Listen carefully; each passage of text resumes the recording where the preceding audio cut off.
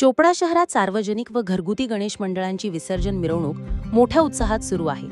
ढोल ताशांचा गजर, गुलालाची उधळण आणि भक्तांच्या घोषणांनी वातावरण दुमदुमले आहे. गोल मंदिर मार्गाने मेन रोडवर दुपारनंतर पासूनच सार्वजनिक गणेश मंडळांची लांबच लांब रांग लागली. विसर्जन मिरवणुकीतील मंडळांचे स्वागत व सत्कार करण्यासाठी विविध राजकीय पक्ष आणि सामाजिक संघटनांनी स्टॉल उभारले होते.